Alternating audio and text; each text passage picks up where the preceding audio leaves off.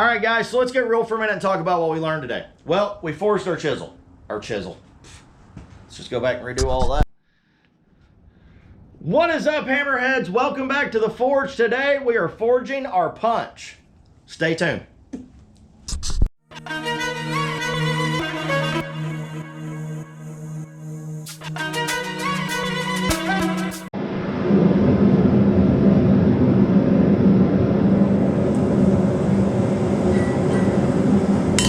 Okay, guys, first thing I'm gonna do is straighten up my piece of steel. This was a coil spring, remember? Now, we're gonna draw this out into a taper. Keep your lines as straight as possible. Try not to let your punch get off to one side. Try to keep everything as centered as you can, okay? Get everything balanced. Remember, we draw out in square, then we round it up. As you can see, for me personally, to keep everything in square, I just keep turning it. Instead of just working two sides, I end up working all four sides.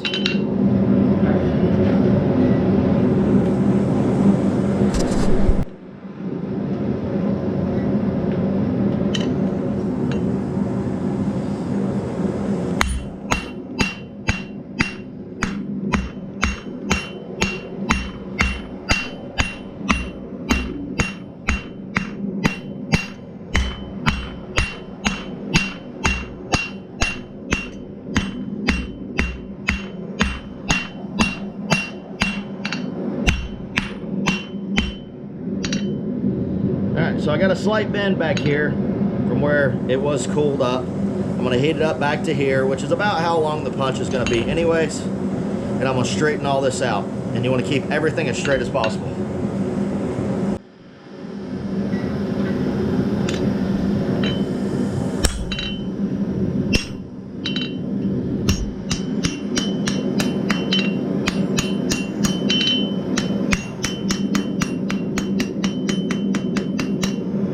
I'm just tapping, guys, just getting everything straight. Now I'm going to go back to taping this out. Now, if you're needing a square punch,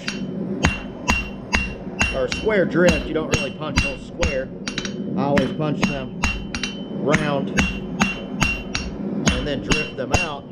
That would be a good one to go with. Now, I am just forging this down to where I want it to be as thick as I want it to, the thickness I want it to be, and I'm almost there. I'm going to draw this out just a little bit more.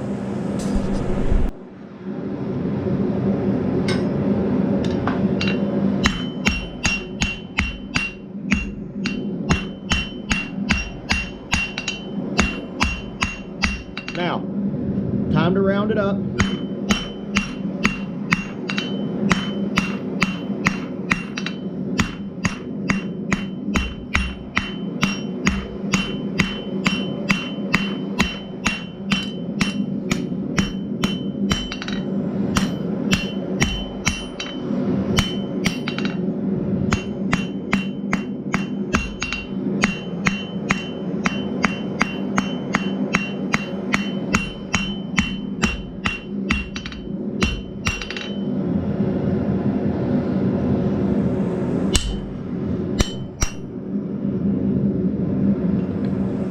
Alright, guys, so here we go. We've got the taper going. Make sure you don't need to get this super thin, because we're going to end up sanding this back or filing this back to about where the bottom of my peen is.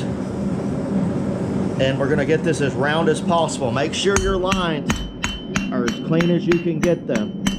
Then that's less sanding. I'm just tapping, guys. That it's less, it'll be less sandy to clean it up, because you do want the shaft of the punch to be extremely smooth as possible. So when you go to punch holes, it's as round and as smooth as it can be, so you don't have to worry about anything getting messed up. So I'm gonna let this anneal down, cool down. Then we're gonna cut it off the length that we want it, and then we'll be over at the sander cleaning it up. Do not quench this. Do not quench it in water, especially. Do not quench it. Remember I talked before the difference between quenching and cooling down. This handle back here is getting a little warm. I can cool it down. I do not want to quench this as hot as it is. It can crack it. So, I'm gonna cut it off to maybe about right here. I'm gonna let it cool down completely. Gonna cut it off to about right here. Then we're gonna sand it out. Okay, guys? All right, guys. There's our punch. I just cut it off with the angle grinder. I'm gonna clean up this end, and then we're gonna grab it from the other end, and then we're gonna forge down this a little bit square so it won't roll around on our anvil. But I'm gonna go ahead and clean up this end also. Wanted as smooth as possible about up to here, because I'm not gonna be punching anything super thick with it.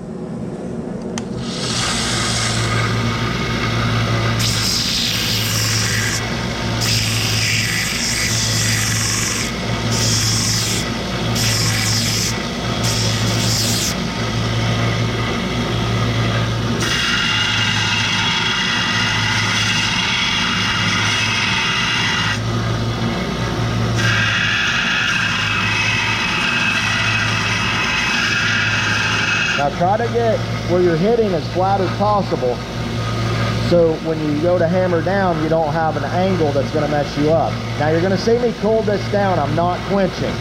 It's just getting a little warm in my hand.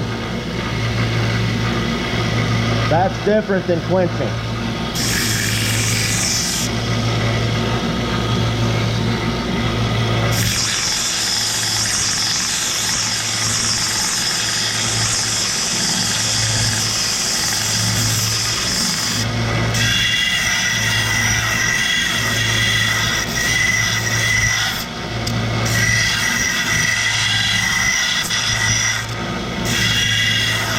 Try not to let it get flat spot.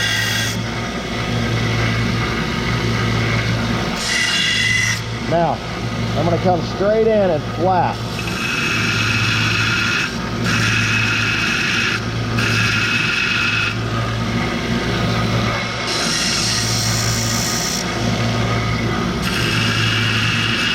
I'm not worried about if it gets too warm right now, other than me holding it because it's not that hard to temper.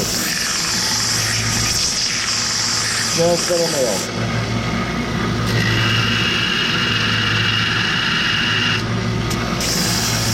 Notice I'll sand it a little bit and then I'll move it up and clean that burr off. I don't want to take a chance of that getting too thick.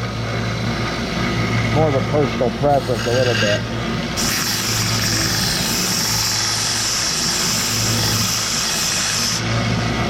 Alright guys, gotta bring it up there in the light so I can see it a little bit better. That looks really good. Good and round.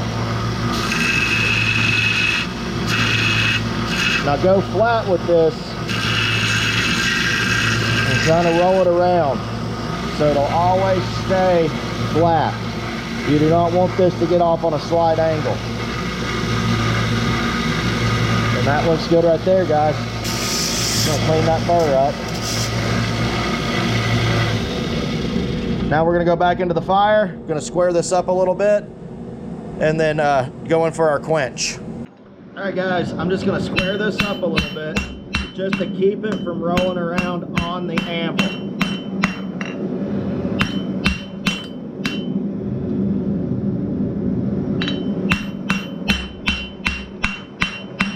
Getting everything straightened back up.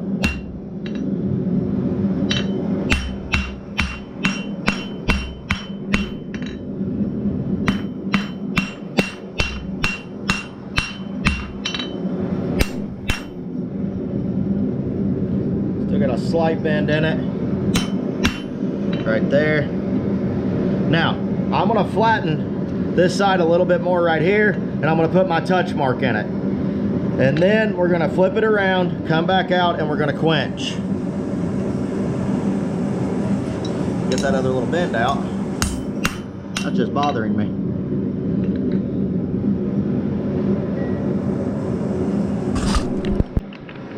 All right guys, I'll bring you over here to the hole. Remember, we're gonna get our material up to critical heat. Critical heat is when a magnet no longer sticks to it. Then we're gonna go in for the quench. I'm gonna do my best not to quench the whole thing. And I'm gonna say do your best. I said do my best, but do your best not to quench the whole thing. We can correct it, but you still gotta be careful because hitting on it, it could chip off. I am going to try to quench about half of it to about a third, or about a 3/4, not the full length of it. So.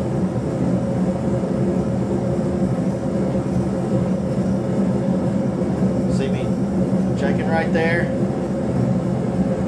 It's not hit, the magnet's not sticking, it sticks here, it does not stick here. You go back in the fire now.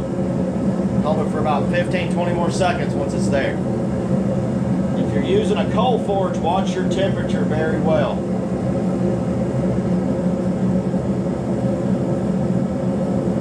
Alright, coming out, going in. It's going to be a little smoky, but just keep moving your material around.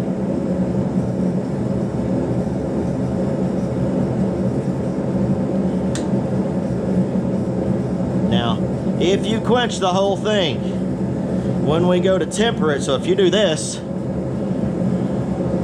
and you've quenched the whole thing, on accident, say your arm moved or whatever, this is how we correct that. First thing we're gonna do is we're gonna clean this up. We're gonna go over to our sander and we're gonna clean up this area down here to where it's shiny again. Then we're gonna come back over to the forge and put the back half in. Sorry, y'all probably couldn't see that. Put the back half of it in the fire, and then we're gonna let the color start running. We're looking for a straw color, but we're gonna heat back here so it's gonna soften this back up. Don't put the whole thing in, we're only gonna go to about right here. Maybe a quarter of the material in, okay?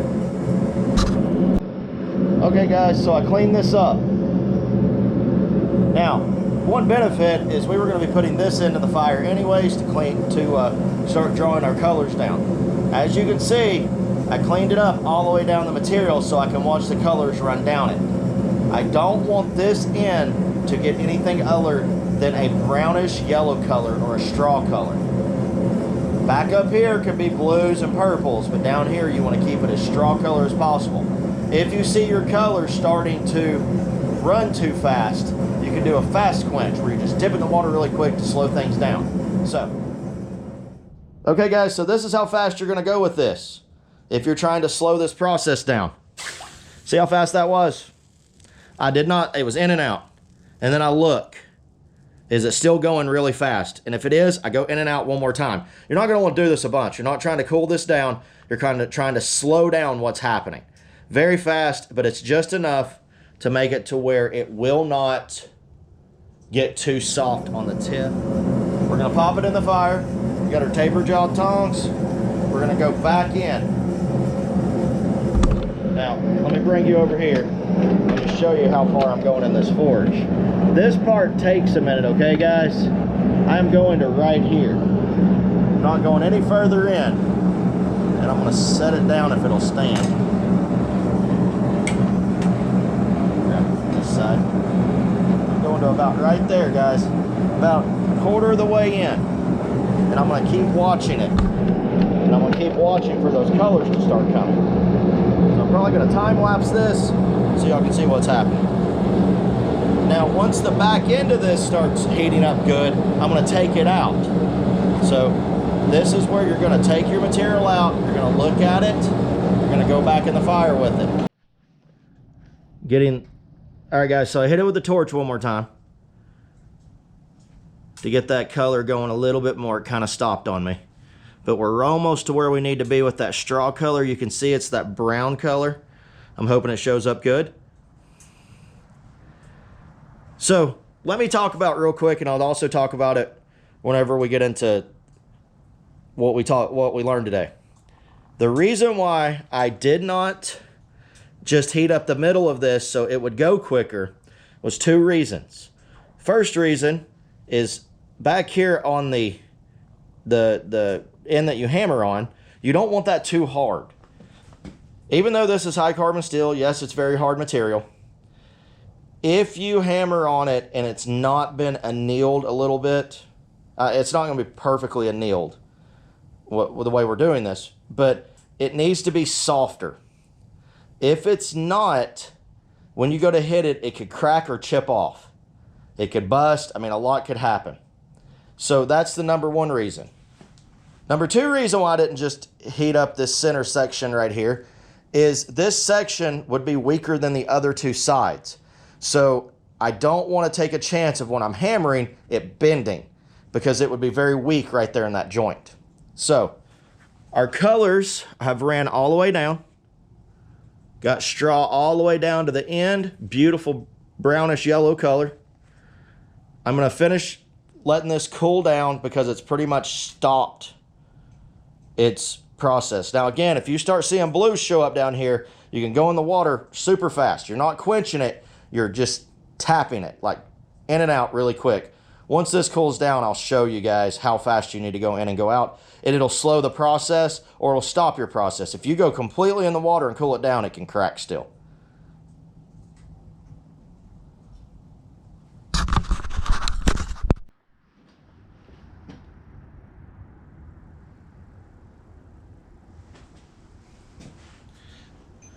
All right, guys, so let's get real for a minute and talk about what we learned today. So, we forged our chisel. Now, I have a video that goes into a lot more detail on forging punches and chisels that I did last year. So, if you want to go back and rewatch those to get a little bit more detail and a little bit more information on forging a punch and a chisel, you can go back and check that video out. I'll leave a link in the description. But let's talk about what we did today. So, we forged our punch.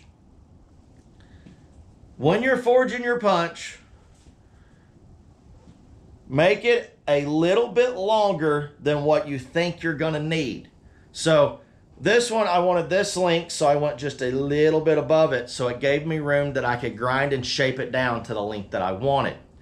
If you forge it out to the exact length that you want, when you go to grind it, you're going to actually go past what you want, and then you're going to end up with a different style punch. Don't get me wrong.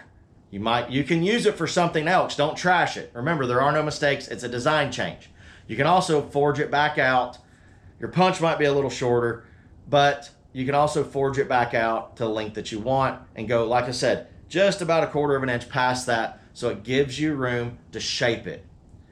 Make sure your point is as sharp as possible on the edges. So when you go to punch a hole through for like for where your rivet's going to go on your tongs, on your boss, where the rivet goes on your tongs, if you're going to go to punch a hole for a hook, you want it to be a clean cut.